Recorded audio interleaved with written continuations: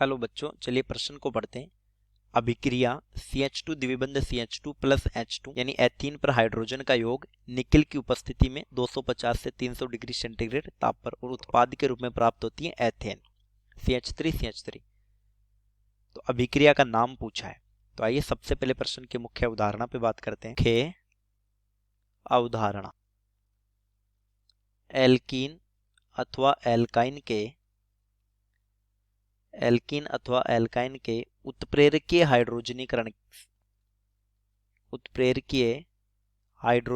से, उत्प्रेरक मतलब जैसे निकिल काम में लिया है, उत्प्रेरकीय हाइड्रोजनीकरण से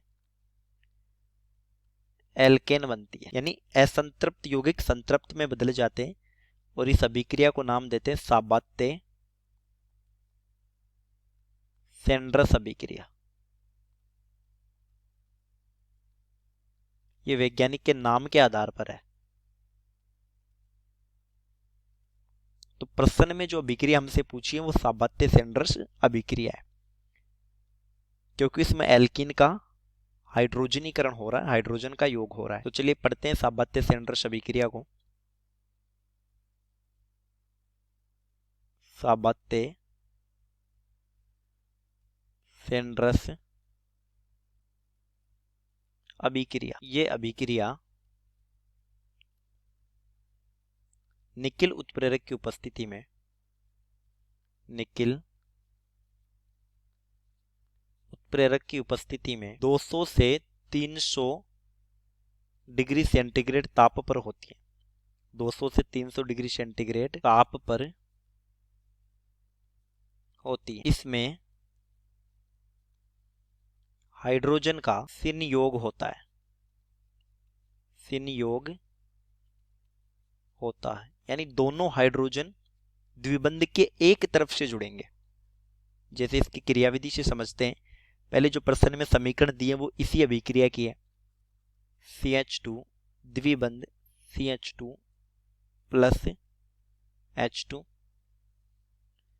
यहां पर निकिल उत्प्रेरक काम में लिया है, 250 से 300 डिग्री सेंटीग्रेड ताप दिया है और एथेन का निर्माण हुआ है। तो चलिए इसकी क्रियाविधि को समझते हैं। क्रियाविधि कि सबसे पहले होता क्या है, निकिल की सतह पर यानी धात्विक सतह पर मुक्त संयोजकता के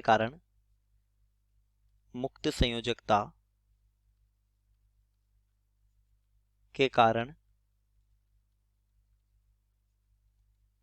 H2 का अधिशोषण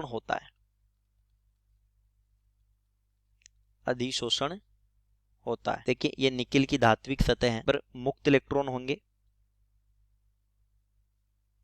और ये हाइड्रोजन का अणु है H2, ये यहां पर अधिशोषित होता है। इस अधिशोषण से होता क्या है, यानी हाइड्रोजन के मध्य का बंध टूट जाता है, वह हाइड्रोजन धात्विय सतह से कमजोर बंध द्वारा जुड़ जाते हैं, यानी ढीले बंध से जुड़ जाते हैं,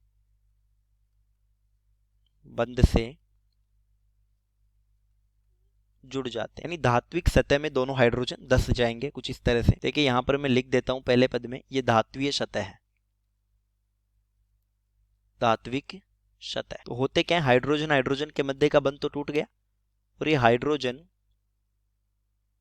धात्विय सतह में धंस जाता है, ये दूसरे वाला हाइड्रोजन धात्विय सतह में धंस जाता है।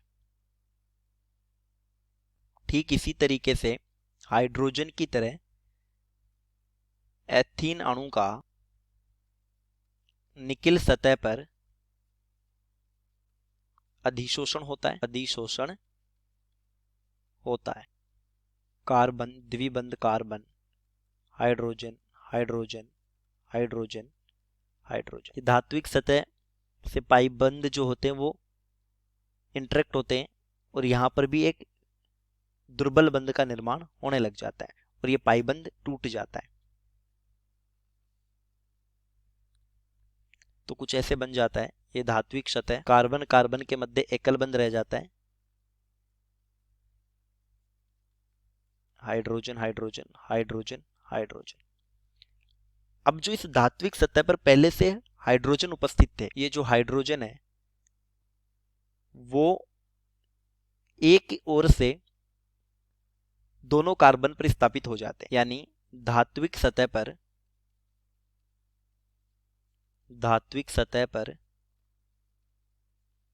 कंपन के कारण दोनों हाइड्रोजन का संयोग हो जाता है, वह एल्केन बन जाती है, एल्केन बन जाती है। चलिए, उम्मीद करता हूं प्रश्न समझ आया होगा। धन्यवाद।